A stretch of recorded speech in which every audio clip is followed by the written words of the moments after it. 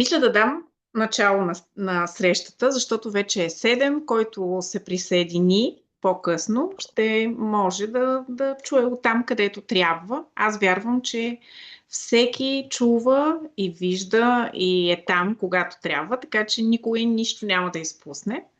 А, Отново искам и аз да честитя празника на всички, както и Марианчето преди малко поздрави. Днес мисля, че е много специален ден и съм много благодарна, че тази среща се случва точно днес.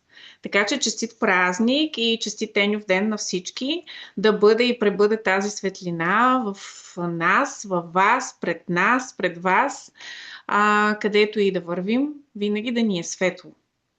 И за тези, които не ме познават, защото вероятно ще има и такива хора, които ще се включат, да се представя. Валентина Славова съм и много се радвам, че тази среща ще се състои точно с тези аромати. Преди малко бях в градината, така обрах ги, ето може да ги видите, вероятно всъщност се виждат. Няма да как да ги усетите, но тези от вас, които имат всъщност ароматите, маслата, ще могат да ги помиришат. Специално отново, като си ги берях, ги наблюдавах, всеки един е толкова различен. Имаше един цвят, който отново е с бели венчелищата между розовите. Една единствена алба вече ми е останала, сентифолията не е, но всъщност това е идеята и на срещата, да ви разкажа за посланията, които ми донесаха розите тази година. Не е просто за ароматите да си говорим. И само да кажа няколко неща за тази среща, как се роди. Това беше преди около седмица и обикновено, знае повечето от вас, които се познаваме, всяка година, последните 7 години, може би с прекъсване около COVID, организирах розобери. След това с Майя Вълчева, последните 3 или 4 години, вече почвам да бъркам бройките, организирахме заедно много по-големи мащабни розобери и тази година не се случи. Поради мои лични причини реших да насоча енергията към нещо, което предстоеше семейно и това не означава, че обаче розите не дойдоха, защото всъщност това, което наблюдавахме и си говорихме с Майя, че изведнъж пространството се заля от събития за розобери. Сигурно ви е направило впечатление и много хора споделиха, че розите им говорят, розите ги притеглят. Моите рози в градината ми донесаха такива послания, каквито наистина през последните 9 години, откакто ги отглеждам, не съм имала. И тогава, преди около седмица, някак си получих много силен подтик да направим една такава среща, независимо, че нямахме розобер. И когато Майя също каза, че може да се включи, бях много щастлива. Тя ще се включи в 8, понеже в момента има лекция и тя ще ни поговори за езотеричната страна на ботаниката на розите. Но преди това аз всъщност наистина искам да ви разкажа за тези послания, които розите сякаш настояха да ги предам нататък. Пиша публикации от време на време за неща, които усещам, които текат през тях, но мисля, че така концентрирано, събрано в една среща би било много по-добре. И тъй като аз бях днес в Варна сутринта, т.е. нощи късно пристигнах, отидах само заради Еньов ден, бях с тях, с Майя, с цветните хора, брахме всички билки. Някак си даже им занесах рози и сега всъщност завършика на този ден ми се струва толкова естествен. Някак си от билките завършваме с розите, посрещнахме изгрева с билките, сега ще посрещнем залеза или ще изпратим деня с розите. Така че ви благодаря на всички, които всъщност сте тук. Вярвам, че ще усетите тези послания. Ако имате аромата в себе си в момента на някоя от розите или ако имате комбинацията, която Деси от Pink Paper беше предложила в кутията си, също може да го използвате. Аз реално съм с него, защото е по-добре. Или 3 отделни масла. Нанесете си на дланите, за да може всъщност тези неща, които ще ви разкажа, да се свържете по-силно през аромата. Вярвам, че тези, които нямат аромата, не означава, че няма да го усетят това нещо, защото всъщност, знаете, всичко е енергия и ние всички сме свързани. Особено в тези времена, в които живеем, всичко е много по-силно, по-интензивно. Дори това беше едно от нещата, които розите ми показаха. И тази година розите бяха изключително различни. Не, че до сега не са били, всяка година са много различни, но сякаш тази година беше нещо много по-различно от това, което съм наблюдавала до сега. И за мен общуването с живата природа е безценно, защото с всяко нещо, с което се свързвам, т.е. всяко нещо, за което се грижа в градината си, там се случва взаимодействие, обмен на енергия. И ако ти си възпитал в себе си усета да общуваш, да чуваш тези послания, да общуваш с растенията, да разпознаваш техните сигнали през ароматите, през цветовете, които ти показват, ще можеш много да научиш за себе си и за процесите, които се случват в момента, защото всичко, което е в природата, то е част от процесите, които ни се случват на нас, хората, съответно и на растенията, не само на растенията, всички метеорологични условия, на животните, всичко, което им се случва, всичко това е отзвук на това, което се случва на енергийно ниво.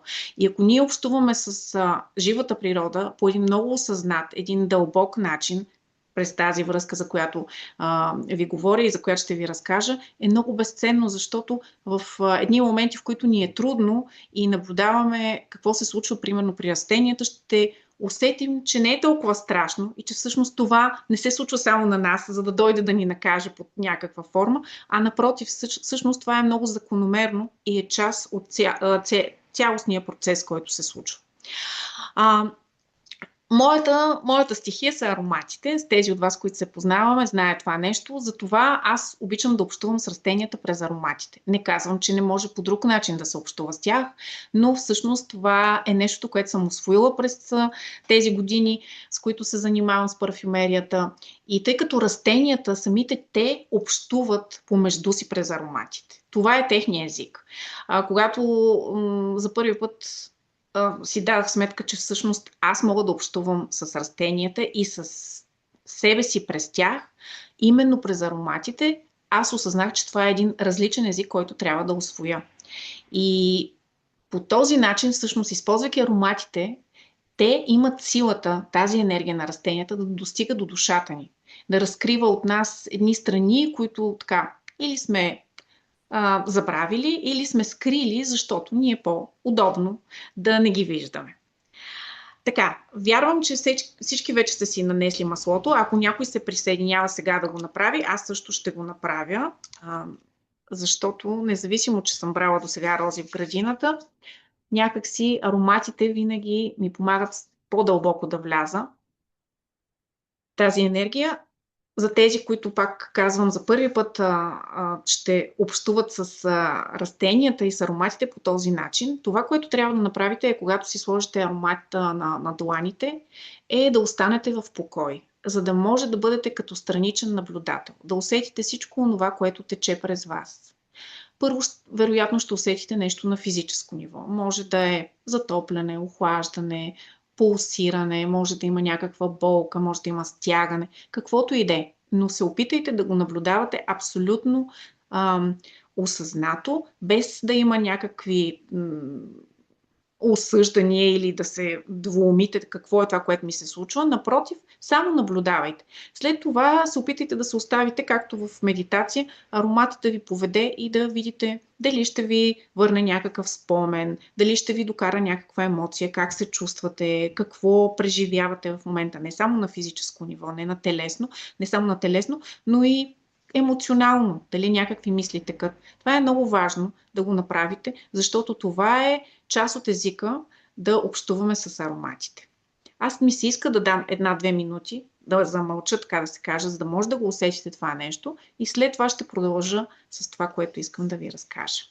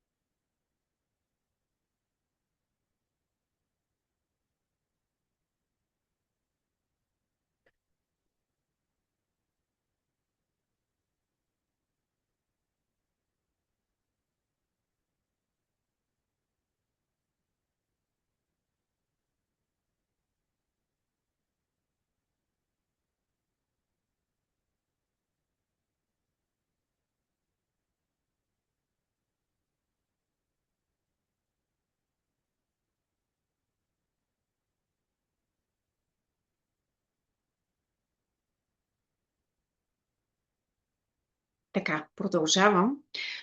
Вие се чувствайте свободни да продължавате да си миришете ароматите, ако имате нужда. Това по никакъв начин, даже мисля, че ще ви свърже по-силно. Искам още нещо да напомня. Тези от вас, които са си разпечатали рисунката за оцветяване, която Деси подготви, също може да го използвате като начин за свързване, защото всяко нещо, което ни помага да се свържем с енергията на растенията, било то начин, по който ги рисуваме, оцветяваме или през ароматите, това пак е част от този обмен, тази енергия. И абсолютно искам да ви уверя, че започнем ли да общуваме по този начин с растенията, дори когато са далече от нас, те могат да дойдат да ни донесат своето послание. Защото всъщност знаете, че за енергията няма граници, няма пространствени пространствени разлики, няма времеви, всъщност всичко е тук и сега.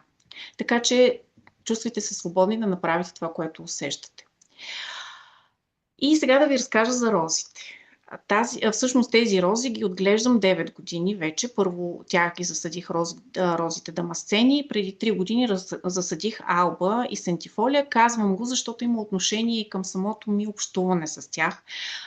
Това, че съм ходила на розоберие е едно, но друго е да гледаш нещо буквално от малко, да си отгледаш, така да се каже, като свое дете и да можеш да наблюдаваш, защото всичко, пак казвам, за което ние се грижим, ние му даваме неговата енергия, но то ни я връща и по този начин това взаимодействие дава именно обмена и това, което, т.е. един вид отражение за това, което се случва в нас и разбира се за процесите отвън. Миналата есен аз ги отрязах много ниско. За първи път отрязах дамасцените много ниско. Дори си казах, леле, дали ще имам рози другата година, че така смело ги отрязах, но нещо ме накара да го направя. И всъщност тази година, когато пролета започнаха да набират скорост, наблюдавах каква устременост имаше в тях. Невероятен устрем. Аз бях пуснала всъщност едно видео в страницата. Бяха щръкнали нагоре, като стрели буквално. Толкова се бяха устремили да полетят. Имах чувство, че се изстрелят към небето. И много им се радвах, така е. Естествено цъфтежа закъсня, не само при мен, цялостно закъсня, навсякъде. Тук при нас всичко идва по-късно, защото е по-студено. Но закъсняването само по себе си всъщност за мен беше послание. И вие знаете какво ни се случва на всички в тези времена, в които има толкова много промени и всички чакаме някак си да ни олекне, да можем да си цъфтим на воля. Не идва това нещо. Но това не значи, че няма да се случи. Просто всичко се случва със своя ритъм, с времето, в което трябва да се случи. И първите цветове, които дойдоха, и това го бях писала, но сега така ще му обърна внимание, първите цветове, които се разтвориха, не бяха онези горе, където беше по-слънчево, по-светло, бяха скрити долу в ниското. Сякаш не искаха да се покажат. И ми донесаха едно послание, че не винаги всичко трябва да изпъква. Не всичко трябва да се вижда ярко. Някои неща идват тихичко и пак носят радост. Тоест, щастието не се измерва с резултати. Няма правилно и грешно. Онова, дето е по-високо, е по-важно, онова долу някъде паднало в земята е грешно. Напротив, точно това усетих много силно, доверие в процеса, че си там, където трябва да бъдеш и пак можеш да цъфтиш, независимо къде си. Дали си долу, дали си горе, няма значение. Цъфтиш там, където си и това е твоето място. Защото много пъти хората се сравняват, много пъти хората търсят нещо, което отвън да им даде потвърждение, валидация, че са на правилното място и всъщност изпускат оня момент да разцъфнат. А всъщност живота си тече. И така, след като започнаха първите цъфтежи, толкова много им се радвах. Аз съм като малко дете, когато цъфтят розите. Това не мога, който ме познава, знае, че така. Само танц не съм изтанцувала на един крак, но в общи линии около тях се въртя. После дойдоха дъждовете. Знаете какво се случи? Порои, градушки, особено тук при нас, в нашия район, имаше много силни. Търново, Трявна, знаете какви наводнения имаше и в Севлиево. И си спомням как бях в София да водя един семинар, когато големия ми син се обажда и ме пита: мамо, добре ли си? И аз казвам, добре съм, защо ме питаш? Ами в Трявна, казва, е паднала някаква градушка с размери на яйце, при което считайте какво се случва. Аз звъня на малкия у дома, не за да го питам добре ли е, а да го питам как са ми розите. Защото, нали, те ще се скрият, но розите няма как да се скрият. И тогава всъщност, нали, така се успокоих, защото той ми каза, на Плачковци не е паднал град и всъщност всичко е наред, само че аз като се прибрах. Това, което видях е, че тези силни дъждове поройни бяха отмили буквално цвета на розите. И в началото, на другия ден, след като мина това нещо, всичко, което се отвори, беше бяло. Значи, говорим за роза дамасцена. Роза алба е доста на 500 метра е в далечина от тези рози. Тоест няма как да говорим за кръстосване или за нещо друго. Розите, които излязаха, са бели. И всичко това го казвам с оглед на това, че за мен тази обратна връзка, която ми дават растенията, е много ценна. И нищо, което се случва, може да е логично, може да не е обяснимо, но тъй като аз съм решила за себе си, че моето взаимодействие с растенията, които отглеждам, ще ми носи ценни послания. Всяко нещо, което идва по този начин, всъщност аз разбирам какво се опитва да ми каже. И тези тимирози в началото бяха бяли, бледорозови, направо сякаш някой им беше отнел блясък. А то валеше като изведро няколко дни. Просто много вода. Знаете водата какво носи като енергия? И тогава всъщност усетих какво ми казват розите. Понякога тези емоции, които ни заливат като вода, направо ни отнасят, ама направо ни отдавят, защото ги задържаме в себе си. Те и самите рози бяха все едно, някой ги беше напоил с вода и ги беше буквално измил. И всъщност вместо да ги пускаме тези емоции, да минават през нас, да ги почувстваме, без да реагираме, ние всъщност ги превръщаме в част от себе си. Тоест, не ги пускаме да си отидат. И розите ми показаха точно това, че всъщност когато има прекалено много вода или когато има прекалено много емоции, ние всъщност ги превръщаме в част от себе си. А всъщност емоциите, те са гости, те идват и си отиват. Ей така, просто трябва да ги осъзнаваме, да ги наблюдаваме осъзнато. И след като дъждовете вече бяха сторили щети, а те никак не бяха малко, значи онези ми наперени клони, които бяха щръкнали нагоре, някои от тях бяха доста покършени. Така, нали, самите пъпки не, но клоните бяха доста ударени. И това е точно онова, знаете, когато нещо ви е наранило, няма как да не остане отпечатък. И така всъщност и дъжда, и вятъра, пороя беше сторил щети на розите. А ние по някой път се фиксираме точно в това. Тези тимирози, като бяха смачкани, аз всъщност вървях из тях в началото и ми беше много тъжно. Опитвах се да им говоря, да ги дигам. Обаче, даже така, направо си страдах един ден с тях. Но отново посланието, аз това ви казвам, тази година по-силни послания не съм получавала, както е тази година, но отново розите ми донесаха това, че можем да се грижим без да сме отговорни за всичко. Защото всъщност състраданието не значи да поемеш проблемите на другите и да се превръщаш в тях. Ние може да се погрижим за тях, да ги обгрижим, но да оставим да направят това, което са избрали. Може би някои рози просто са трябвало да умрат, така да се каже, някои от клончетата, от пъпките. И това ми донесе голямо успокоение, защото предишни години съм страдала наред с розите. Някои, които ме познават, знаят, че дори съм се разболявала от това, когато розите са болни. Но сигурно ще се разпознаете в това, че когато някои близки хора около вас започнат да страдат, вие толкова много се вживявате в това, че превръщате тяхното страдание в своя. И това всъщност няма да им помогне. Нито на вас, нито на тях. Така че това беше другото нещо, което розите много силно ми донесоха. И така, след като отмина това нещо при дъждовете, в същото време при мен се преработи, трансформира, дойдоха слънчевите дни. И една топлина се настани, като виждам как всеки ден, колкото по-топличко става, толкова по-наситени стават като цветове. Аз нарочно ги снимам всеки ден. И в отделно, и в панерите, в които ги събирам. Все едно поруменяват. Нали знаете, когато човек сякаш му е отнета енергията и спите, както се казва. Но ако започне да му се връща живота, всеки ден започва да има повече цвят в себе си. Тоест, едно живота се върна.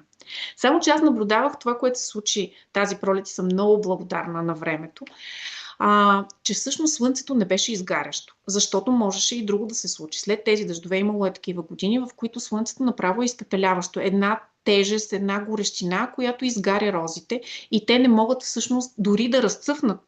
И миналата година беше така. Те бяха опожарени. Още преди да са се разцъфнали, все едно нещо ги изгаряше. Тази година го нямаше това нещо. Дните бяха топли, но нощите прохладни и с много сутрешна роса, защото всъщност розите имат нужда от баланс между топлина и влага. Те обичат точно това. Обичат много горещо време през деня и много студени нощи, влажни, температурните разлики обичат.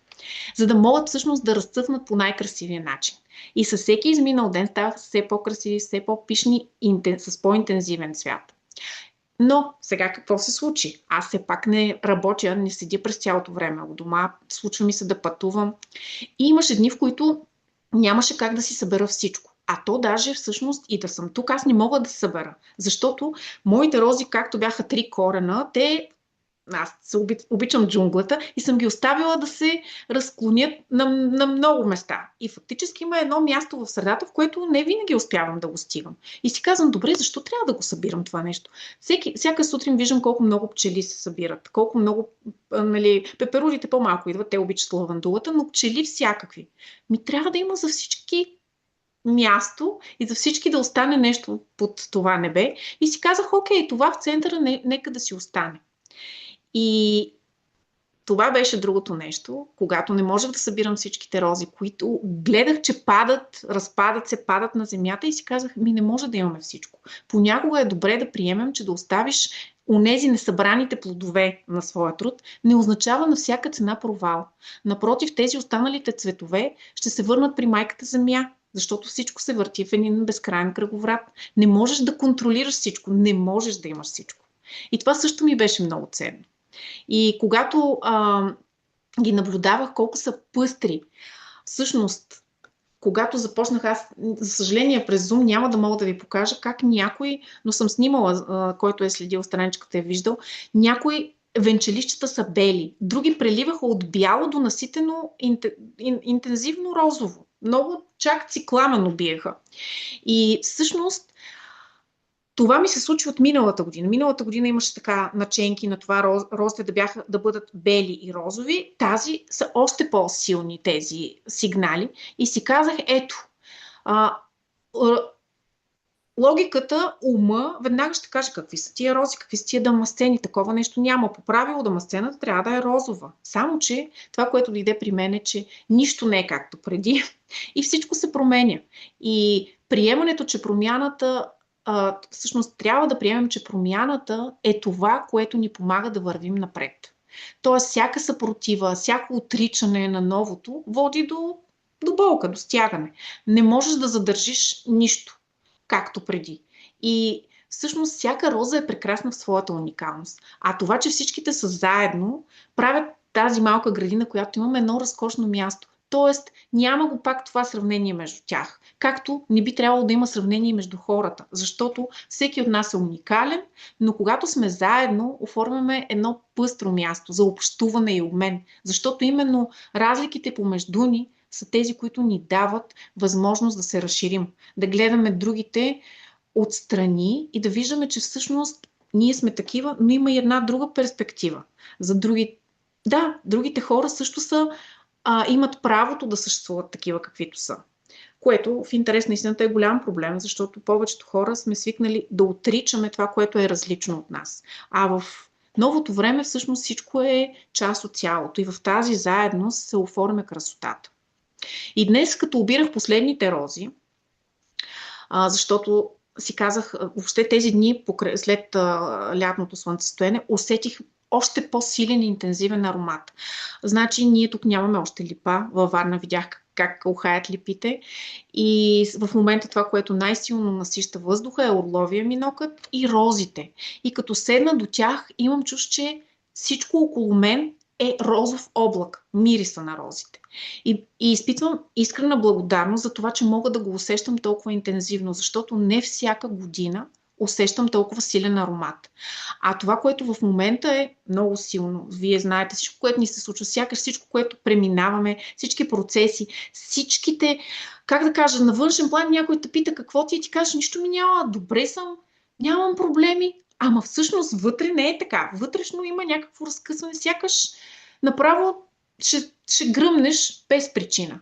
И всъщност отново този силен аромат, който се усеща навсякъде около, примерно аз го усещам тук в градината, ми показва, ми отразява интензивността на процесите, които текат. Тези тимирози, днес особено като се прибрах от Еню ден и си ги барях и си казвам, аз съм наистина благодарна за това, което преживявам, защото посланието, което получих днес е, че най-голямата любов не е онази, която те връзва и те задържа по някакъв начин, защото си едва ли не ценен, едва ли не принадлежиш на някого, а онази, която всъщност ти дава криле и към която не се привързваш. Защото аз съм избрала да ги гледам тези рози преди 9 години, имах възможност да гледам други рози. Аз имам и други рози, можех да си насъдя такива, които ще цъфтят до късна есен. Тук могат до ноември месец винаги имам рози и да им се радвам. Обаче всъщност половината от моята малка градина е за маслодайни рози. С ясното съзнание, че те цъфтят само един месец. И всъщност това е едно от посланията, които много силно усетих, че аз ги пускам тази година. Няма нужда да се привързвам и да искам много силно да задържа това усещане, което ми носят. Защото другата година пак ще дойдат. И да ме няма мен, ще дойдат за някой друг. Въобще, точно тази любов, на която всички искаме да се научим, без условия, без граници, идва като послание винаги през роза дамасцена. Няма нужда от връзване, от задържане, да хванем оня момент, който ни прави истински щастливи, защото видиш ли ти после като го няма, или онзи човек, после го няма, какво ще правим? Ще бъдем празни. Все едно сега, като си тръгнат розите, край, живота свърши. Ами не, всъщност сега се чувствам заредена от това, което съм преживяла. И всъщност ще го живея 1 година, докато дойдат отново рози. Както Еню в ден. Еню в ден е само веднъж годината. Днес имахме това усещане. Беше толкова хубаво, с който сме били, че гледам сега Дими. Ние бяхме като децата. Аз не си спомням толкова много да съм се смяла скоро, за какво ли не. И всъщност беше много хубаво. Да, искаме хората да задържаме моментите, защото ни харесват и като се привържем към тях, после страдаме. А всъщност точно в това е красотата, да го пуснеш и да продължиш напред, защото там ще те чака друг момент. Може да не те чака роза дамасцена, ще дойде нещо друго, което ще ти донесе не по-малка радост. И всъщност розите ме изпълниха такава благодарност. Даже имам чувство, че някой всичко е наредил. Не, аз съм абсолютно убедена в усещанията си. По точно този начин тия тимирози да цъфтят до 24 юни, което много трудно се случва по принцип. Розите, те отдавна розбера е приключил. Аз ще имам още няколко дни да цъфтят. Но точно за тази среща днес да има рози, да мога да откъсна и така някакси дори през усещането, което имам, да потече през всички. Роза дамасцена, когато я използваме като етерично масло, защото всъщност използвайки ароматите под формата на етерични масла, ние се свързваме с тази енергия. И разбира се, че има значение къде са отглеждани розите, има значение кой ги е отглеждал, каква енергия е вкарал. Всяко нещо е така. Знаете, и с храната, ние живеем във време, в което основно творим, защото сякаш тази енергия, която сме натрупали, има нужда вече да излиза, да бъде трансформирана в нещо, което всъщност да предаваме на другите и да се получава точно този обмен. Забележете колко много хора творят вече. Толкова творци, ето аз съм почти на 50, другата година ще стана, нямаше толкова много творци преди време, а сега всеки човек прави нещо с ръцете. Или, примерно, ако не прави с ръцете, излизат някакви знания, някакви споделяния, които има през себе си. Това пак е творчество, защото всъщност ние споделяме през това творчество себе си с другите и се получава този обмен. И роза дамасцена, ако я използваме като етерично масло, това, на което може да ни научи като най-голямото послание, е точно за тази любов, за която ви казвам. Без условия, без ограничения. Ако щете наречете божествена любов. Приемане и пускане. и благодарност за всеки един момент. Роза Алба, която е по-малката сестра на Роза Дамасцена, тя е свързана с чистотата и истинността. Това да бъдем чисти като децата, да бъдем истински и непринудени. И сега малко за нея да ви кажа, защото Роза Алба ми е на 3 години. Тя е едно мъничко с хращче, ама казвам ви, метър от земята няма. Миналата година даде 2 или 3 цвята. Тогава беше на 2 години, сега значи е на 3. Миналата година даде 2-3 цвята. Сега е дала толкова много, че не може да си представя. Аз не мога да си представя къде ги тия пъпки излязаха на това миниатюрно хращче. И всъщност, ето ви нещо друго, което наблюдавах в началото, като започнаха пъпки, много пъпки. Всичко, което беше по периферията, започваше да окапва.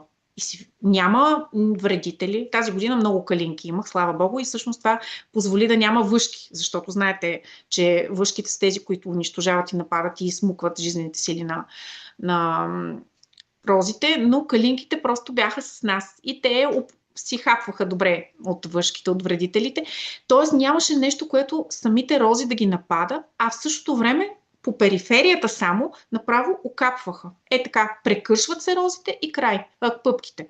И си казвам, значи тук идва нещо да ми каже.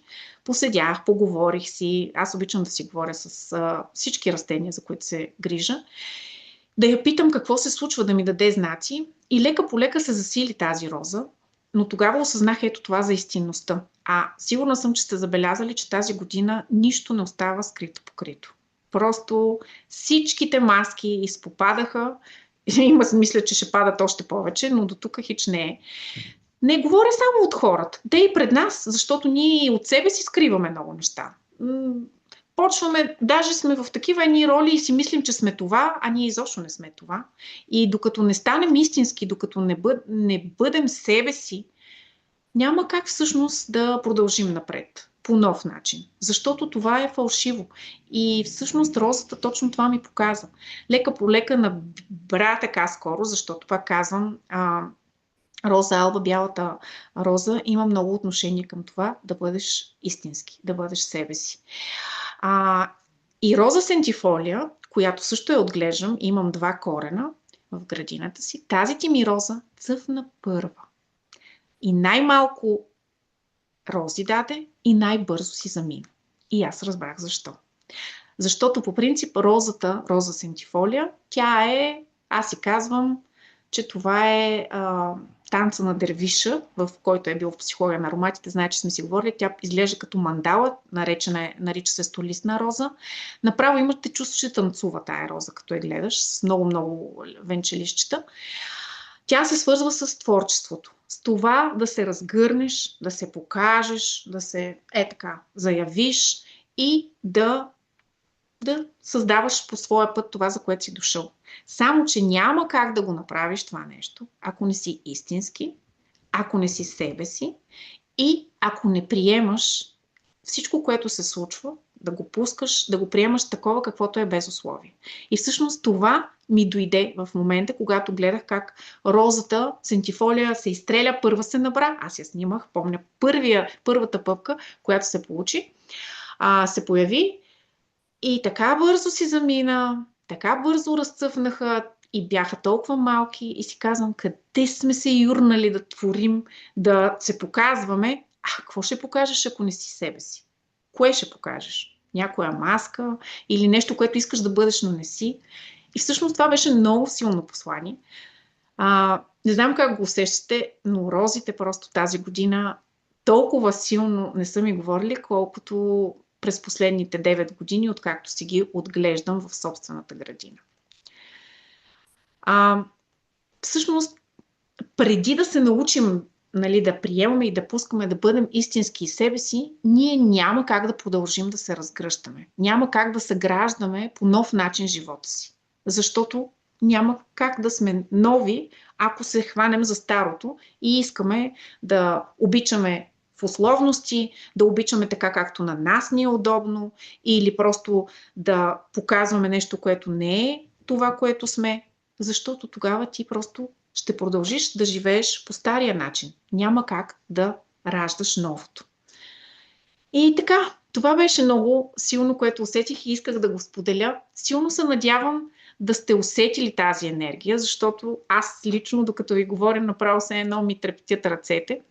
Иска ми се, Майя ще се включи в 8 часа. Имаме време, защото ще изчакаме тя да ни разкаже за тази езотерична страна на ботаниката. Има какво да ни разкаже.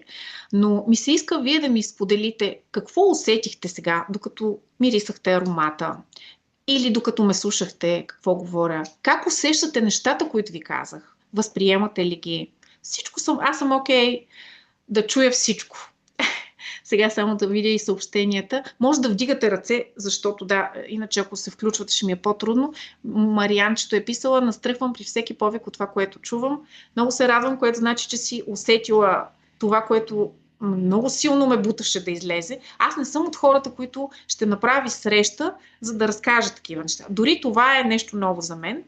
Но абсолютно знае, който ме е познал, знае, че аз съм открита и нямам проблем да кажа за себе си неща, които биха ме направили уязвима и по-слаба в очите на другите, но понякога съм имала неувереност в това нещо, което усещам и си казвам: добре, ето, усещам някакви неща, но другите хора не ги усещат. Това значи ли, че всъщност това е истинско или не е? И всъщност тук на вратата, на входната врата си гледам две церато, който е от цветните и знае баховите есенции, ще знае за какво става дума. Това церато е полудяло просто. Полудяло е, цъфти и всеки път ме закача и всеки път ми казва: не се доверяваш на интуицията си ли? Напротив, точно нещата, които усещам, са правилни и за това си позволях да ги споделя, независимо, че това не е нещо, което съм прочела, че съм научила. Напротив, това са неща, които са моите лични преживявания, моите лични усещания и наблюдения и исках да ги споделя и знам, че ги споделям с хора, за които ще са ценни и ще могат да ги поемат. Добре, Дими, давам ти дума, че беше вдигнала ръка и после, да, ще... Много интересно тези рози. Това ми е любимото цвете от детството, защото имахме една много хубава роза в градината, в бараките по принцип, която мирише невероятно, и когато се роди голямата ми дъщеря, на мен ми набраха рози от двореца, понеже свекъра ми работеше там и ми поднесоха рози, които не бяха опаковани от магазин от някъде, ми просто един нани с рози и така. Обаче, какво се получи днеска с това, че днеска ще бъдем в такава среща с розите. Просто бях на масаж след всичките безсъния и така нататък, бях на масаж. И масажирам масажистката и аз към: тук има роза. И тя е: бе, откъде да знам, има ли роза към масала? Тя е: откъде да знам, какво има, нямам представа. И аз към: я ми дай тук опаковката. Тя каза: да масажирам. Съответно имаше роза. Но другото, което съм да кажа и което за мен е много важно, защото скоро с Майя говорихме по предната лекция, мисля, че беше, когато ни обясняваше за... И ние знаем, нали, че дори да нямаме в момента капките, ако напишем на едно листче, примерно дайното цвете, и можем да положим отгоре бутилка или каквото и да е, можем, нали, да заредим. Тогава, понеже става въпрос за кремер, за камъните, за маслата и така нататък, и аз задал въпроса дали някой ти дава такава ответна информация, дали по същия начин могат да работят маслата. И понеже нямахме представа, в момента аз вземах шишенцето, аз извах, това е жажоба, обаче етиопски тамян. Не е роза. И се направих, че си слагам. И мирисах, и аз мирисах роза. Това беше най-интересното в момента и това беше моят експеримент. Настръхнах цялата в момента, защото толкова роза дойде в мен. Езика ми, който е... То всичко е чувствително, не, но езика ми се стана един такъв тръпчив, както когато правя от много силен цвят, от липата или от каквото, чувствителна съм, като алергия правя някой път. Той просто насити се с този аромат по някакъв много странен начин. И аз вече няма кого да питам нито Майя, нито тебе. За мен е ясно, че аз мириша в момента на роза, въпреки че преди това пекох печени филики, които изгорих на тостера, а те мирят много силно и всички знаят, че много трудно дори след измиване, което направих съответно, не миришат ръцете на филики, а миришат на роза в момента, когато си направих колипката да мириша. Така че това е нещо уникално. Благодаря за това.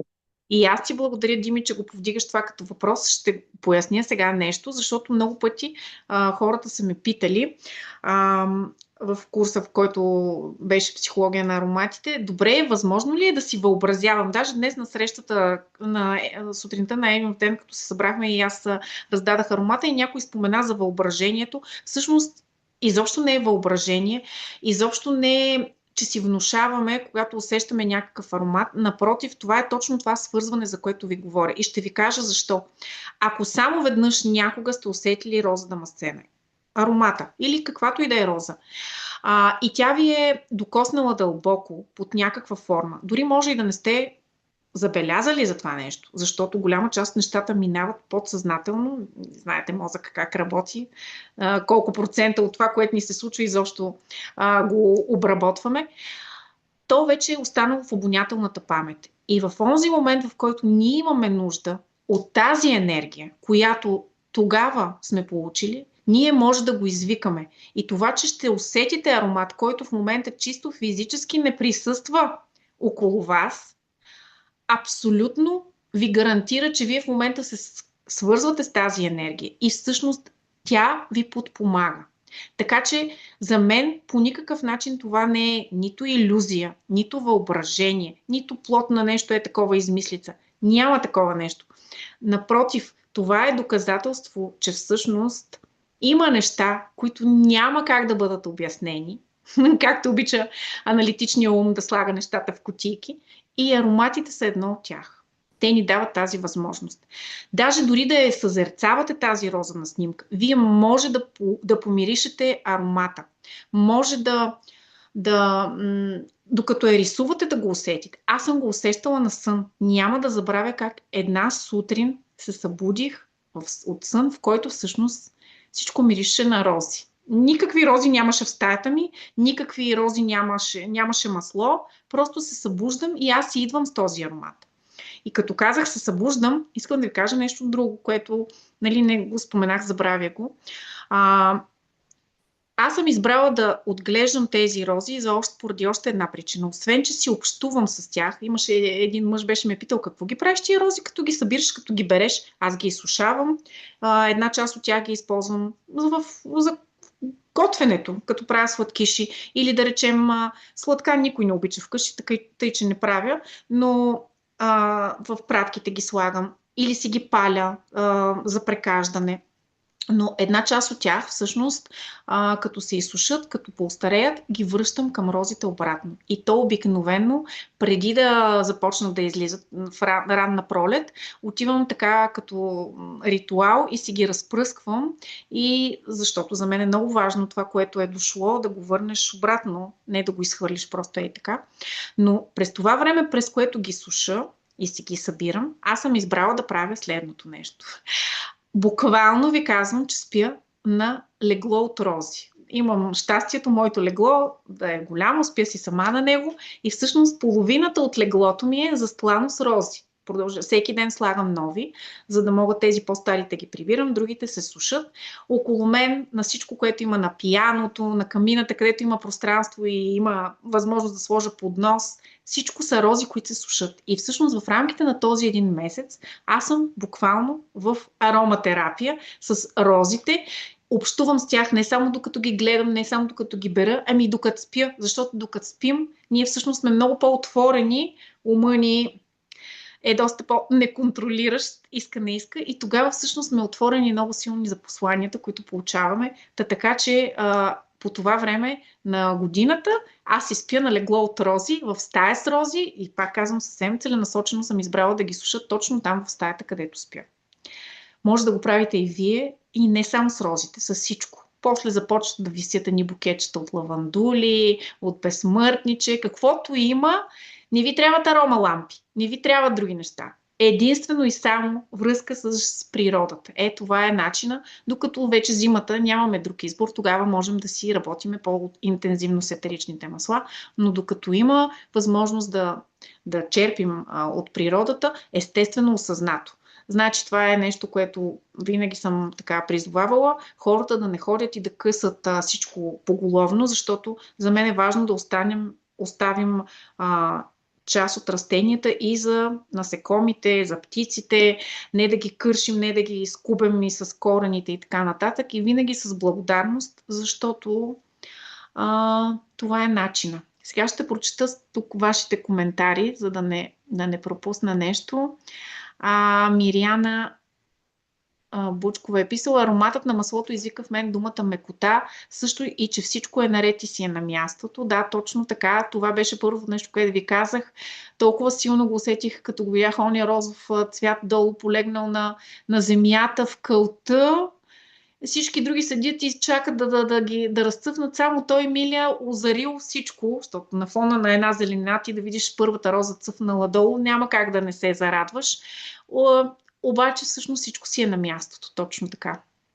Ангелина Кръстева: аз съм в синхрон с всичко, което казваш, Валя. Благодаря ти и за интуицията. Всичко благодаря ти.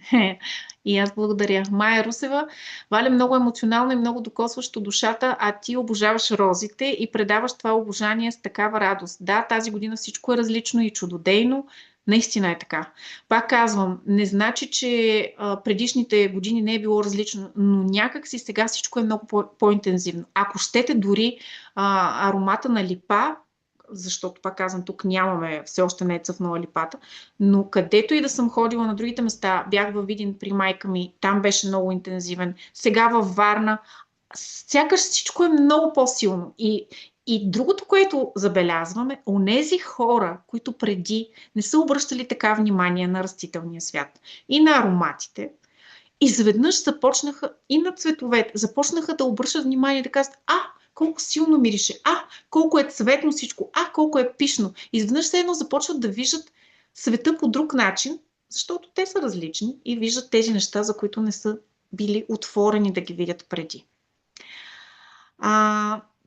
Есин, благодаря ти за споделянето, Валя. Много топлина и искреност усетих в прегръдки. Много се радвам. Така, Петранка, Пепи, благодаря за споделените разговори с розите в двора ти. И аз благодаря, че сте тук, за да ги чуете. И Миряна е писала: въображението е просто силна сензитивност, улавяне на сигнали. Да, те са много... Границите, така да кажа, между едното и другото е много тънка, но наистина обонятелната ни памет, която е част от мозъка, има неподозиран потенциал. И всъщност така смея да кажа, че е изключително неизучен, непознат. Вярвам, че много от нещата тепърва ще бъдат разкрити в тази област, защото дори ето това, за което ви казах преди малко, че много повече хора обръщат внимание на ароматите. Моя син големи излиза един ден в двора, нещо да ми помогне и казва: мамо, в твоя двор направо се едно, вика, нещо е различно, всичко ухае толкова силно. А той никога не обръща толкова силно внимание на ароматите. Свикнал е около мен винаги да мирише силно. Това е някакси за тях е нещо, дето казват, даденост. Но за да обърне той внимание на това нещо, значи, че той вече може да го види. И всъщност аз вярвам, че в момента един от начините, през които се свързваме с себе си и с природата, е именно ароматите. Това нещо дойде като възможност, знаете кога, след като аз съм го казала неведнъж и така често го повтарям на събития, на ателиета, на семинари, че всъщност хората осъзнахме за потенциал, който има обонянието, и за това, че не е просто носа едно средство да категоризираш нещо, което ти харесва или не, когато го загубихме.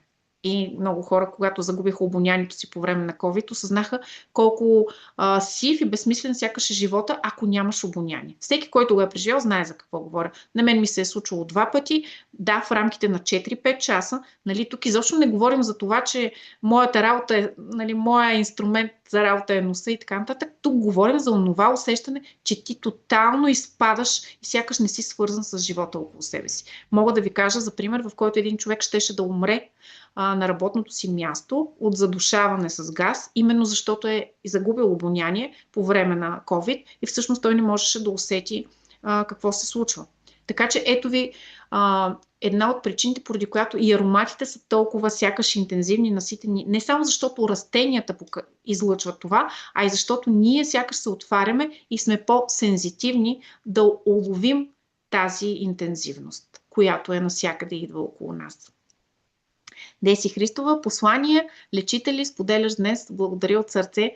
Да, и аз вярвам, че всичко, което дойде, има силата да докосва и да лекува, защото ето за тази истина говоря. Логиката обича да търси познатото, да обича доказателствата, обича да има нещо, което е написано, знаете. Не можем да отречем, живеем все пак в материален свят, да пипнеш, да видиш. Само, че колкото повече се отваряме към новото, толкова повече разбираме, че не че логиката трябва да отпадне, тя си има своето място, но толкова повече трябва да живеем през усещанията си. И ароматите са едно от нещата, които всъщност много силно ни говорят. Това е нещо, което аз лично съм изключително благодарна, че съм го развила, защото ми помага, предпазваме, някакси много първосигнално реагирам, много пъти именно благодарение на даден аромат. И ако вие се научите да говорите на този език, защото за мен това е изключителен език, нищо друго. Пак казвам, растенията, дърветата, цветята, всички те общуват, ако щете, насекомите, птиците общуват с растенията през ароматите, ще видите какъв един различен свят ще се открие пред вас. Сякаш започвате да виждате и да усещате най-вече света по нов начин. Така, само да видя какво има написано. Ана Хит е писала: Валя, момичета, привет! Аз много исках да се включа днес да те слушам и го направих от стола за педикюр. Имах късен час. Капнах от маслото и наблага маникюристката ми. Секунди по-късно вътре в салона се появи стоножка и тя подскочи и се препоти. Оказа се, че много е страх. Розите извадеха бързичко каквото е отвътре. Тя обаче запази самообладание и с моя подкрепа решихме да изведем навън боболечката. Тя обаче потъна в дън земя. Излишно е да казвам, че никога не била срещала такова нещо там. Тя ме гледа, мига и каза: това стана заради розите. Нали? В друг случай щях да се разкрещя, а сега съм готова да приема, че и те имат своето място в света. Беше много красиво съпреживяване. Благодаря от сърце. Благодаря ти, Ани, че го написа това нещо, защото е безценно всяко едно такова споделяне, тъй като наистина, как да кажа, аз мога да споделя моите преживявания, но всеки, който сподели неговите, създава този пъзел от усещания и от възприятия, които имаме. Ето това, за това различното, което говоря, че розите са различни. И да, абсолютно мога да ви кажа, че това нещо не се е случило никак случайно. Аз също имах такъв случай с поножка, даже съм го разказвала, не помня на кой от курсовете, тук наскоро, и мен ме е страх, признавам си. Видях над леглото си на стаята. И знаете ли какво направих? Започнах да й говоря. Отидах и казах: виж сега, не искам да те убивам, аз по принцип не убивам насекоми, всичко се хваща в едни чашки и се пуска навън. Освен ако не се случи нещо, защото и това се случва, нали?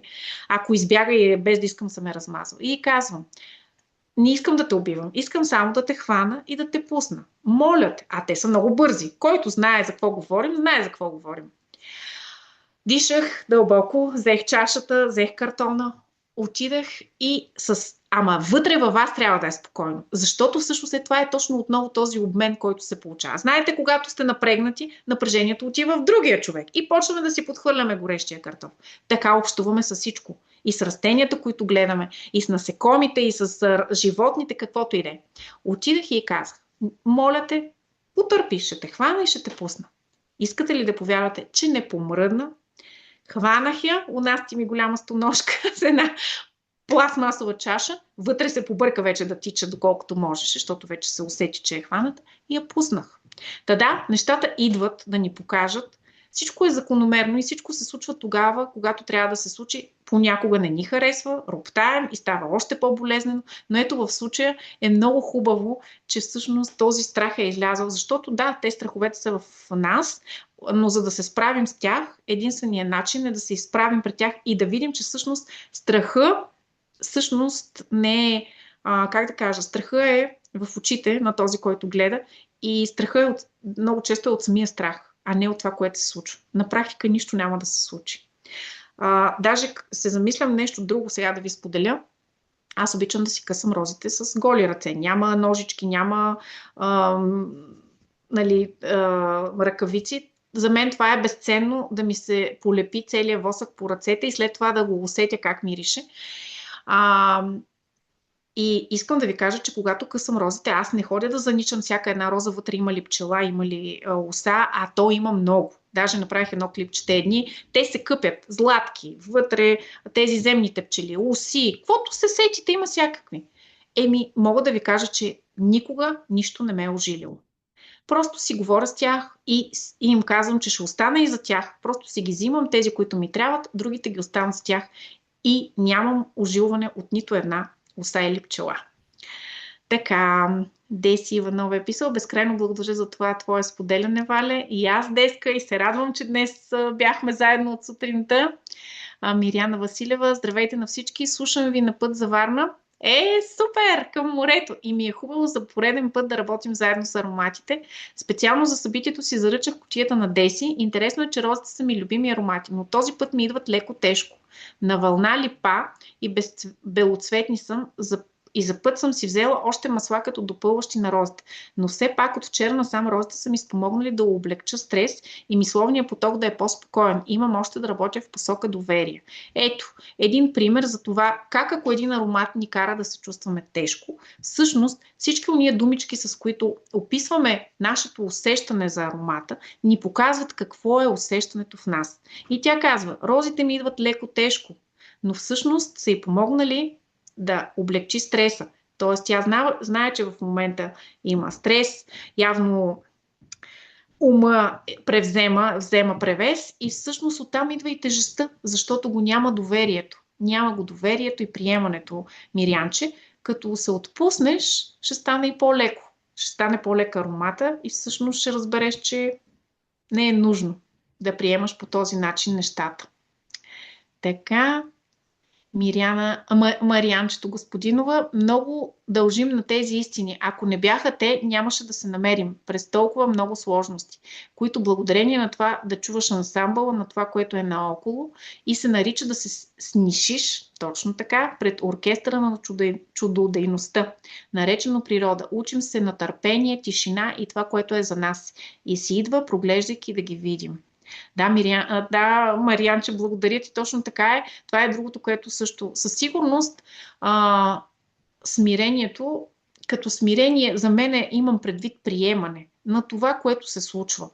Да приемеш, че всичко е такова каквото е много важно. То е част от цялата природа. Виждате, че каквото и да искате да направите, не може да го промените. Даже природата сега повече от всякога ни дава такива ясни послания.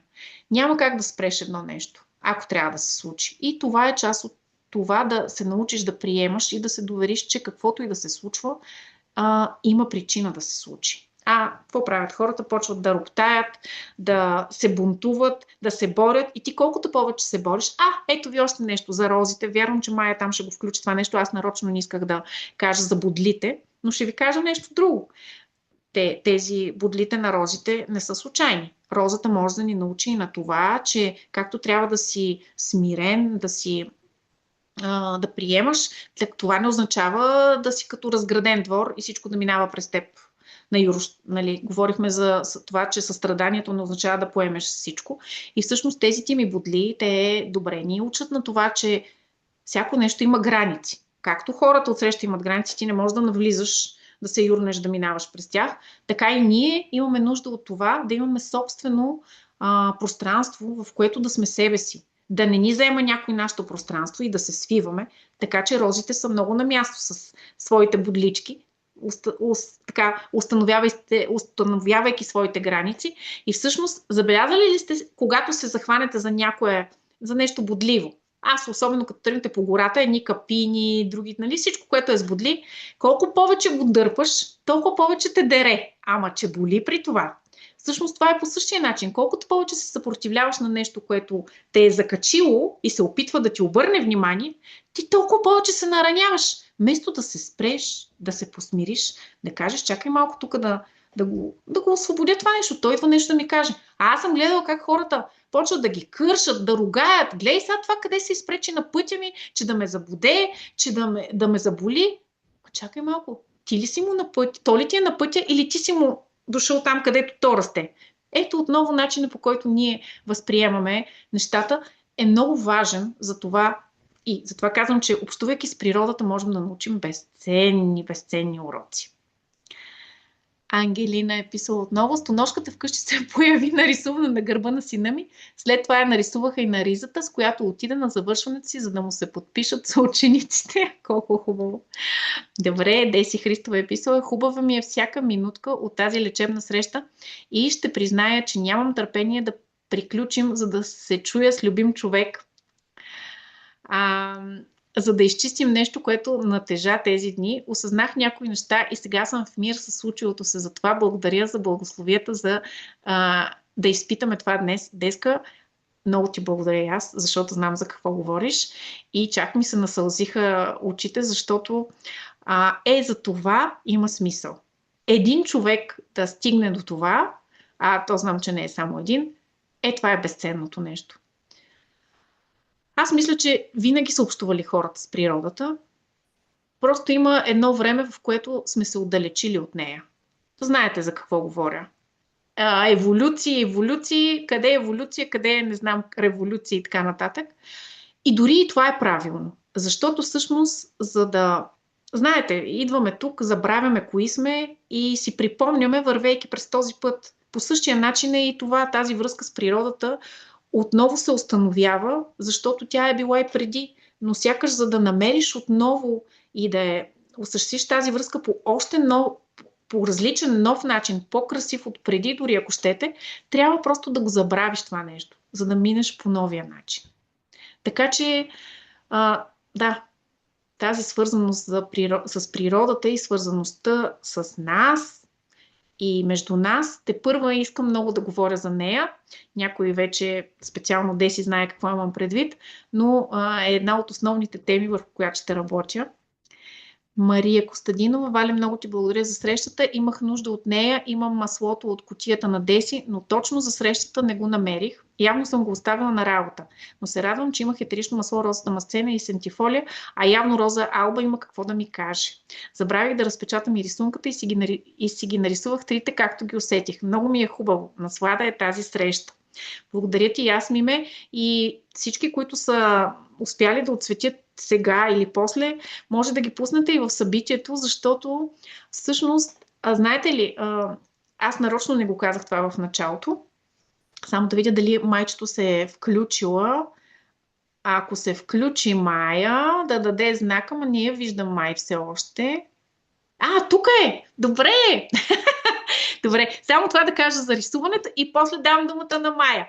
Така, всъщност, преди когато правих събития с рисуване, миналата година всъщност на Родопите, моята идея беше да оставя хората да рисуват розите както искат. Не защото розата дамасцена е розова, пък бялата алба е бяла и другите, а да ги нарисувате така, както ги усещате, с всички уния преживявания. Може да са на раета, може да са на точки, може да са цветни, защото всъщност това е едно разширяване. Това ще ви покаже, това го има в арт-терапията, какво всъщност е във вас. И позволете да излезе онова, което всъщност има да излезе. Ще е много красиво, ако ги споделите всичките тези отцветени рисунки, и аз ще си отцветя моята и ще я споделя в събитието. Така ще си направим една галерия с такива отцветени рисунки, които Деси всъщност специално за нас нарисува.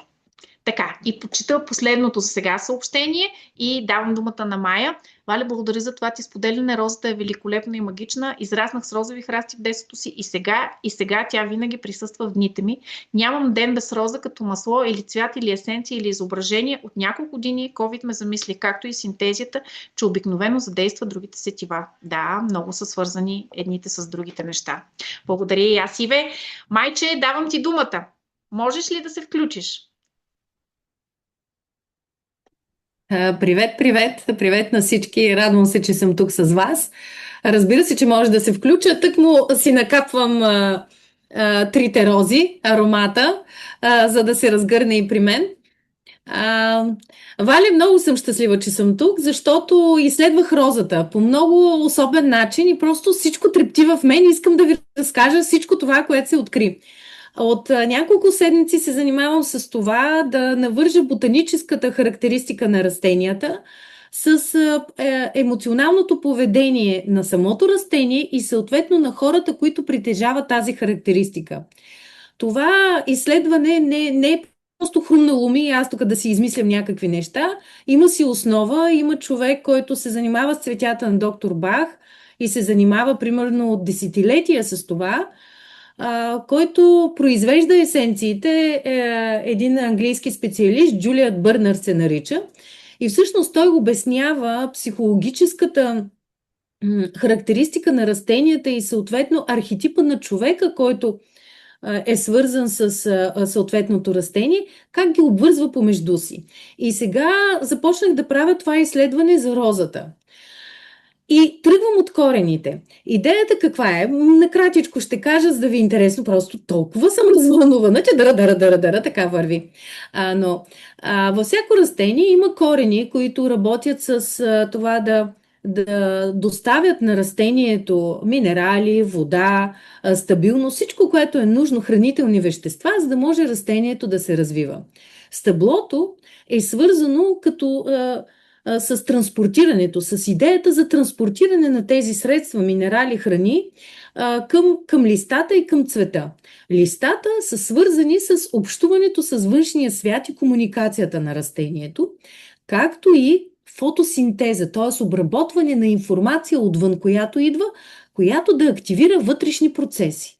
И накрая идва цвета, който е свързан с абсолютната проява на растението и на всички минерали, на всички хранителни вещества, на цялото сътворение на растението да се прояви в цвета, от който цвят после се оформя плод, който плод вече работи за новото начало на това растение.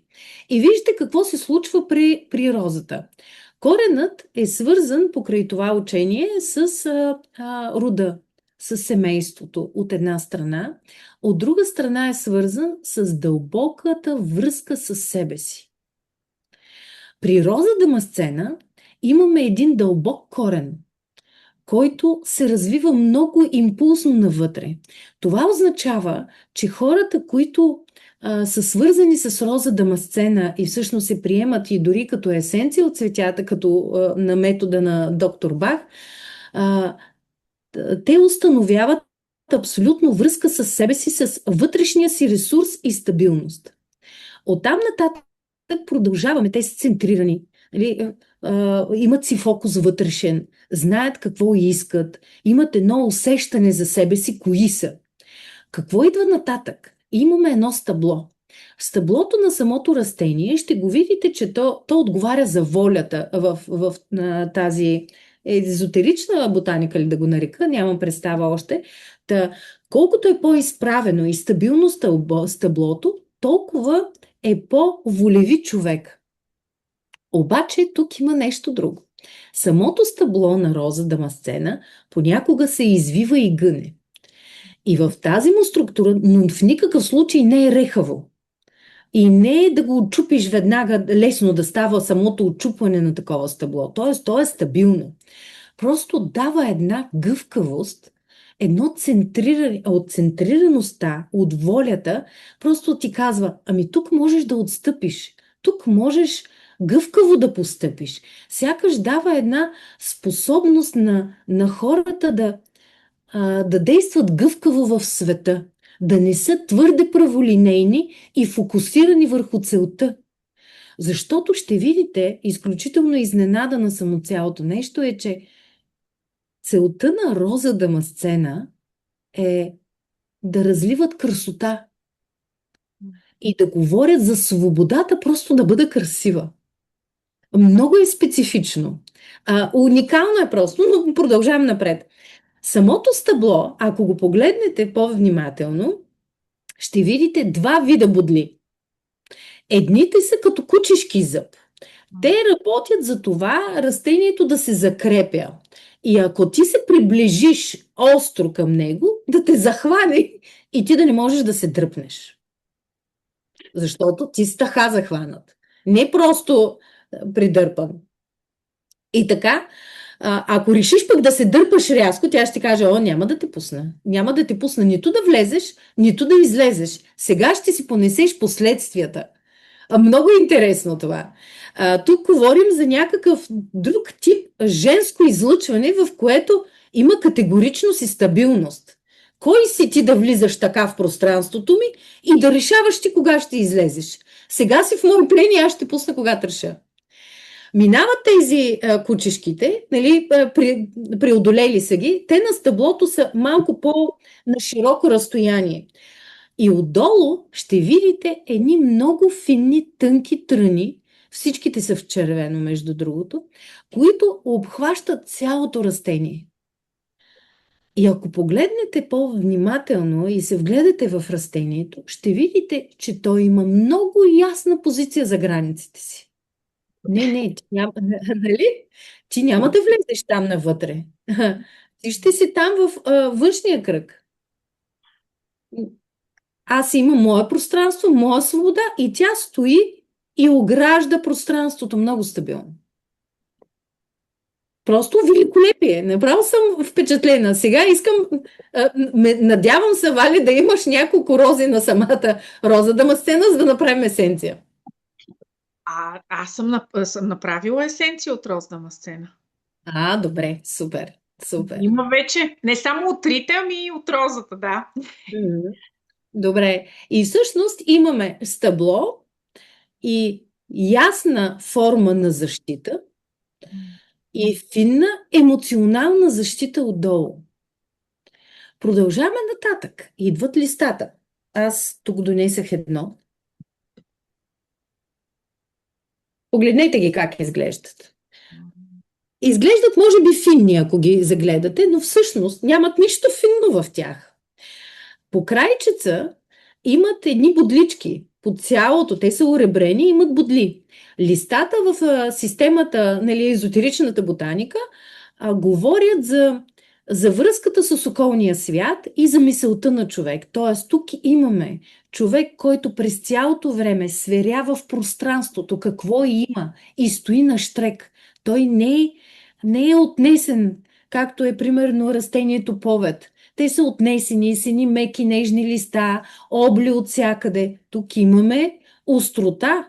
Аз стоя в пространството и съм тук и сега и постоянно отчитам всеки факт, който е наоколо. Нали, тук най-вероятно може да се мине в дисбаланса на растението и на позицията му като човек. Нали, може да минем в този дисбаланс, да станем твърде придирчиви, твърде остри към пространството, в околното пространство.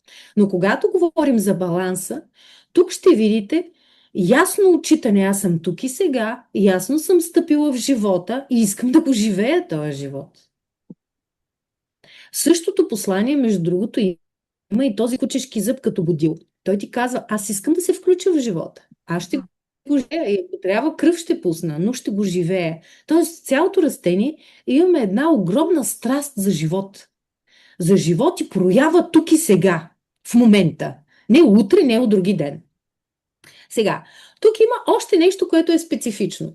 Самата роза дамасцена, ако няма правилните условия, някой е подрязал неправилно, сложил повече азот в почвата, самата роза дамасцена няма да цъфти. И през цялото време тя произвежда листна маса. И знаете ли, това прилича на огромен импулс. В момента е така нашата роза.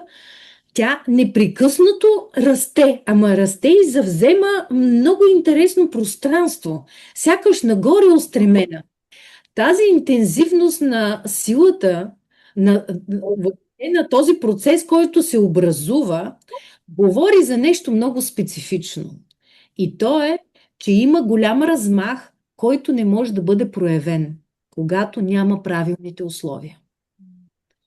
В другия случай, когато условията са правилни, фотосинтезата върви, листната маса е много по-малка, т.е. тогава заниманието с околния свят не е толкова важно, а се занимаваш вътре със себе си и се устремяваш нагоре, за да проявиш себе си, защото цветът реално е проява на мен.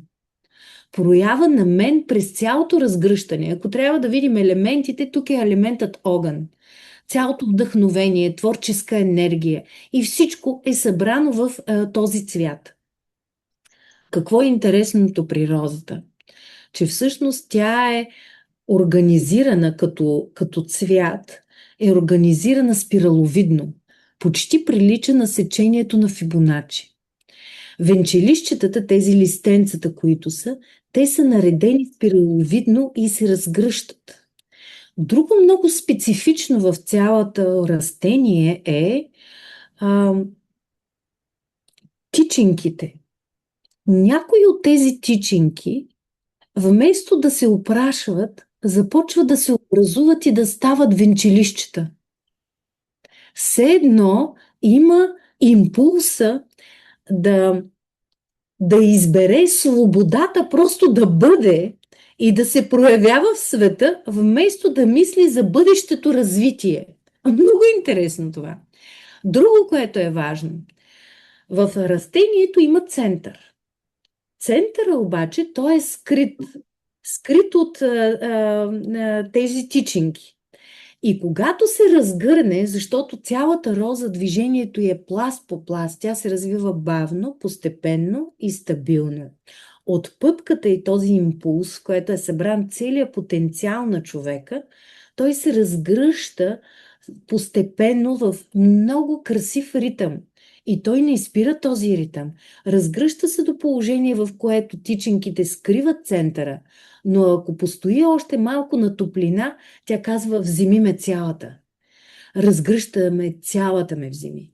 И този импулс на наслада от край до край, на разгръщане на потенциал, абсолютния потенциал, свързан в цялото растение, говори за един много силен контраст.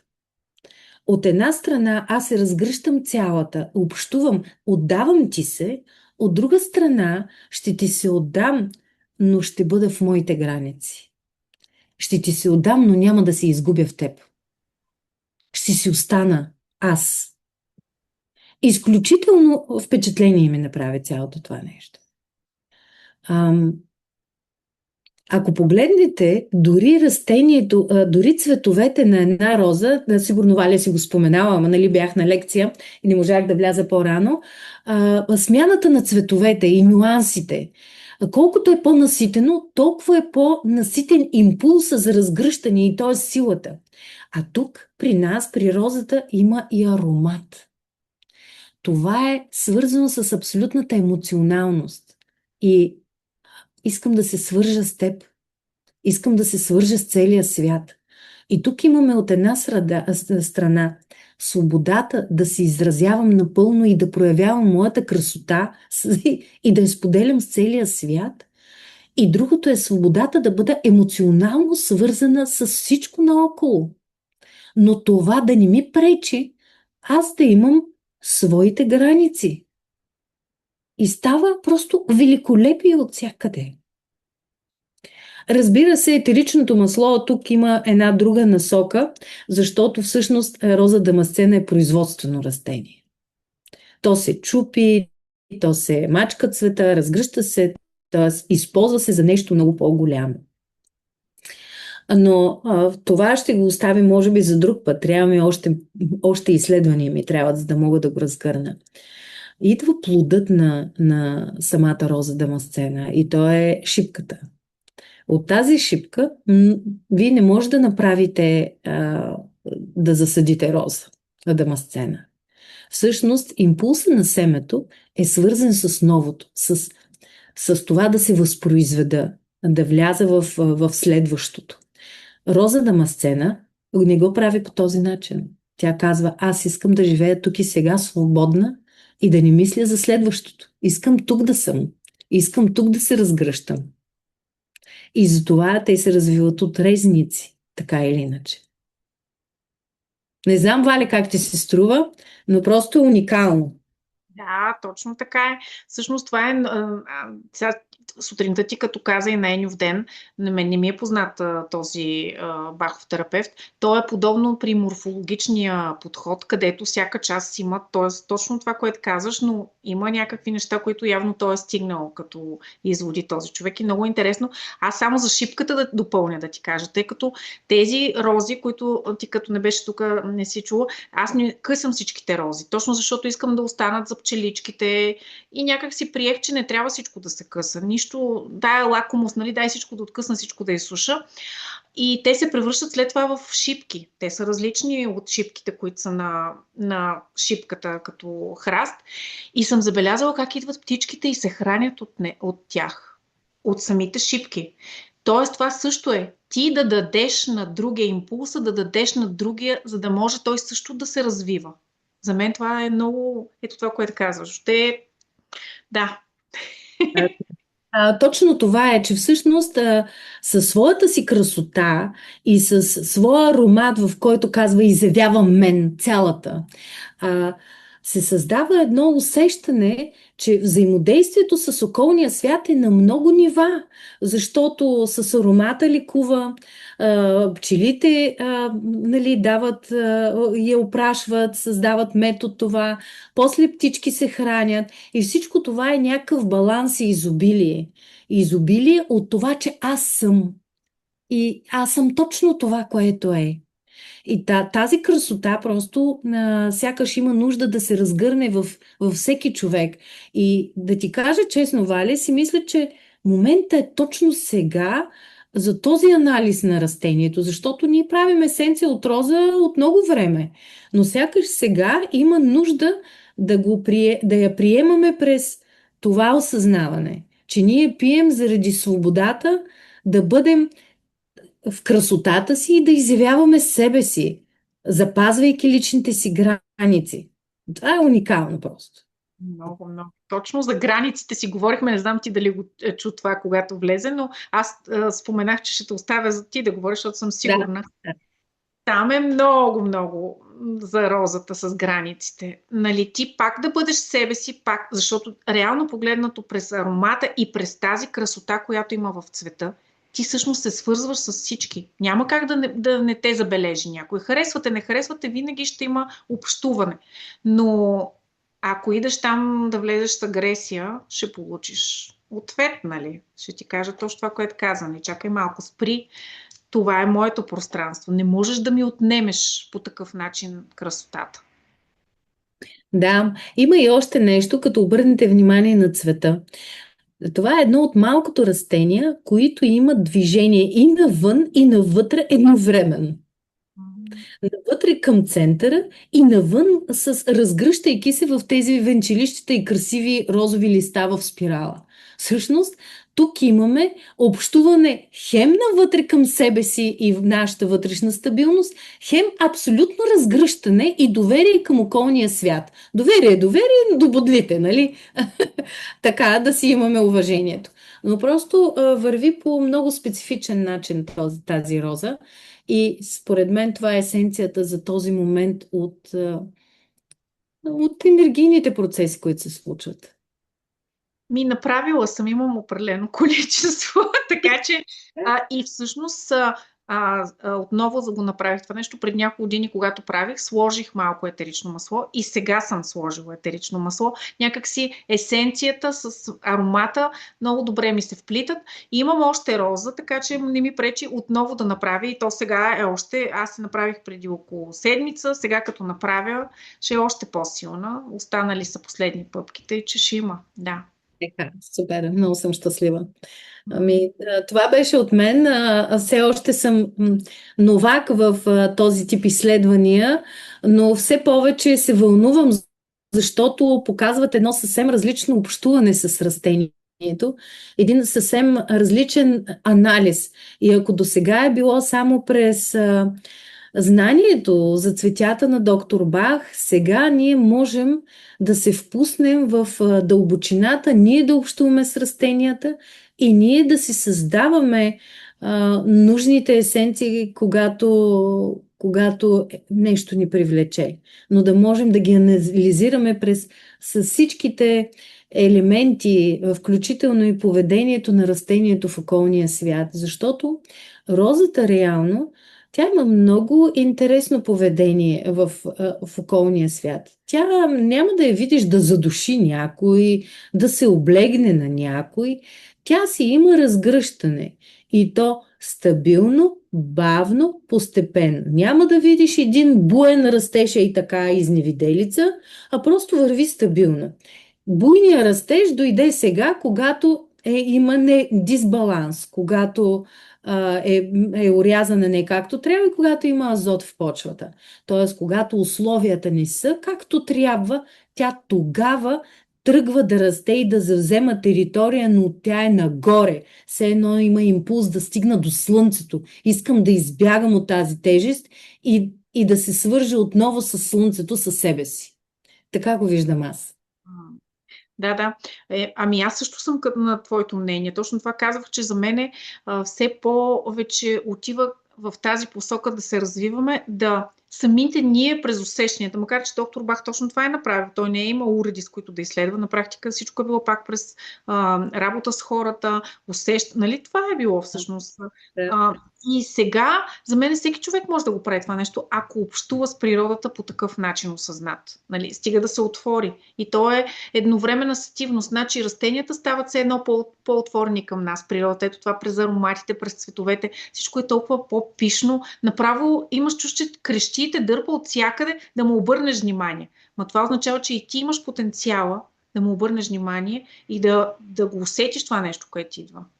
Да. Точно така, да. И знаете ли, днес, посрещайки Еньов ден заедно с Валето и с една красива група хора, видях нещо много специфично. Тази група хора, с която бяхме, тя имаше напълно свързване с природата и такова силно общуване с нея, че обикновено след като приключим с брането на билки, има такава голяма анимация, нещо да се случва, да правим, да говорим, докато тук изобщо нямаше нужда.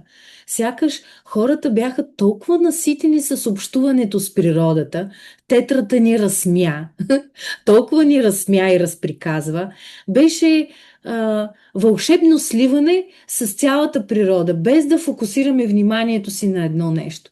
Но приключвайки, в нас беше изчезнал този консуматорски маниер да вземем повече и повече, да има, да получаваш.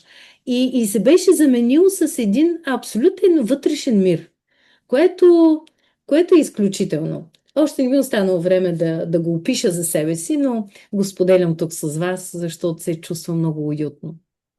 Да, такова беше и аз потвърждавам. Това казах и от Деви и на Дими. Аз пък като дете се почувствах. Някакво дете, което всичко ти е достатъчно, всичко ти създава радост и няма нужда, ето това, което казваш ти, да има и такава програма и това толкова естествено всичко течеше, че аз даже като се прибрах, не знам, още съм там, не знам къде съм, но в общи линии, даже някой беше написал, сега видях, искаш ли да ти прочете един въпрос, че може би е към теб. Да. Предвид, че розата е един от символите на България, дали описанието на розата има връзка с българската народопсихология? Не мисля. По-скоро е нещо, което тази роза дамасцена би могла да даде на българина. Ако такава връзка търсим. По-скоро до момента ние сме били в дисбаланс, защото ако погледнем още от турско време, ние нямаме защити, ние нямаме граници. На нас ни трябва да правим ритуали, да плюем зад гърба си, да се ограждаме със сол, за да ни не навлизат в пространството, докато тази роза си има естествена защита. На нея нищо ни трябва. Естествената проява на мен. Ами ние толкова години сме научени да бъдем с наведени глави. Всъщност, в момента идва точно това да ни покаже, да се изправим и да покажем и своя аромат, да се изявим себе си. Другата страна, да покажем красотата си. Ами знаете, че когато една девойка е била красива, поне през терапевтичните сесии излиза много често, тя е била насилвана. Тя е била поругавана, унижавана. И всъщност за българката да си красива не е било кой знае какъв плюс. Тоест, ние сме загубили усета си да проявяваме истинската си красота. И всъщност, благодаря за въпроса, защото е много ценен и сякаш развива цялото, че всъщност тази роза в енергийния си смисъл е много подходяща за нас, за да можем еволюционно да минем напред. Така го разбирам. И аз го разбирам така. Смятам, че розата не случайно е намерила условия тук на нашата територия. Е най-добрите условия, нали? Сутринта дет си говорихме, че тя може да се отглежда и в Турция се отглежда, и в Индия, но такива показатели няма, каквито има при нас. И то е защото тя пък ни лекува. Да, лекува ни. Аз така го усещам със своята енергия. Точно както ти казваш, за да можем да си възстановим баланс. Да. Супер. И един тук е коментар има по повод и това, което ти каза за Еньов ден. Днес Йоана е писала Тодорова. Днес за първи път брах билки на Еньов ден. Беше вълшебно и дълбоко преживяване с много споделяне и свързване с природата. Много се радвам, че завършвам деня с тази среща. Благодаря за споделянията. Да, аз също смятам, че толкова естествено се случи. Говорихме си с Майя, повечето от вас знаят, че щяхме да правим Еньов ден, втори, трети, пети. Нищо не стана. Истината е, че и аз не знаех дали ще дойда на Еньов ден. Майя знае, тя ме попита и аз казах, не знам, програмата ми е... И просто вчера казах, тръгвам. Тръгвам по никое време. Какво му е на човек? 3 часа и половина. Другия път никой да не се замисля за кратко време. И всъщност съм толкова щастлива, че сутринта бях там и вечерта съм тук и че всичко се нареди по този красив начин. Наистина е много обогатяващо. Майче, благодаря ти за събирането сутринта. И аз благодаря за събирането вечерта. Много хубаво да сме заедно просто. Точно. Само ще прочета още 2 коментара. Дими е писала, умни са били хората, няма мускалче от друго растение. Няма, да, така е. И Кристина Ангелова, много съм синхронична с една от моите рози, която не е подрязана правилно. Благодаря, Валя и Майя. Да, със сигурност всичко има значение. За кое как се грижиме. Аз днеска споделих точно, че реших, че безсмъртничето ще си го окастря повече и всъщност то ми показа, че не съм направила това, което трябва, но човек се учи. Аз дори и това го приемам. Не е грешно, другия път ще знам в края на краищата, като не съм питала, просто проверявам. И така. Добре, имате ли някакви въпроси към Майя, към мен или ако някой нещо иска да сподели, да каже? Имаме така, Даниела Колева, сърдечно благодаря за тази среща. Разбрах за събитието след друго такова, синхроничности разни и в момента се чувствам умиротворена дни покрай рождения ми ден. Много се радвам за това, което сме донесли. Марияна Господинова, Луна в Скорпион, Тригон с Слънчевото и Сълъва, не знам какво значи, Слънчето и да, как да не се сглоби човек с интуицията и това какво ни нашепват магичните сили. Да, определено много силно се усеща. Аз казах и днеска на Майя, значи както много силно върви това със свързването с интуицията, така искам да ви кажа, че виждам как една дума да кажеш човека отсреща, ако е застанал въпреки има една българска приказка, да не казвам каква, значи от това може да запалиш цял пожар. Това ми се случва вече 3-ти ден или 4-ти. Така че, не че да внимавате какво говорите, но се замислям, че не влязах в бурята. Днес точно това казах. Пътувахме в колата и просто нищо не съм казала и казах, виж какво ще кажа. Звездите не са благоразположени. И това, което ми казваш, избирам да не го чуя по този начин, по който ми казваш. Опитай се и ти да не го чуеш това, което съм ти казала, така и всичко стана мирно и тихо, защото можеше и друго да стане, нали? Но да, човек се учи, докато е жив. Така, Мириана Василева, да си пожелаем хубаво лято и още много такива срещи да случваме. И Гинка, много благодаря за вдъхновението. Аз мисля, че много добре ни се случи с майчето. Нищо, че нямахме розобер на живо. Това някак си просто излезе пак както трябва. Да. Да. Така, те ни четат и ако сме в синхрон, всичко се сбъдва. Така е. Майче, ти имаш ли нещо друго, което да кажеш? Не, освен да благодаря за това, че можах да разкажа тази част на розата по този начин. защото за мен е ново и наистина мисля, че го споделих с топли истински хора, за което благодаря. Почувствах се уютно тук. И аз много ти благодаря, че въобще благодаря, който каквото ни е наредил и че го е наредил по този начин.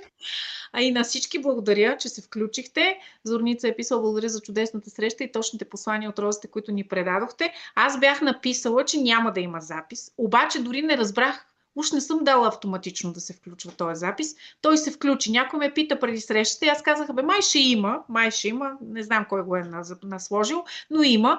Така че мисля да го кача и в някъде и да го споделя, защото вярвам, че ще стигне и до повече хора, на които ще им е ценно това нещо.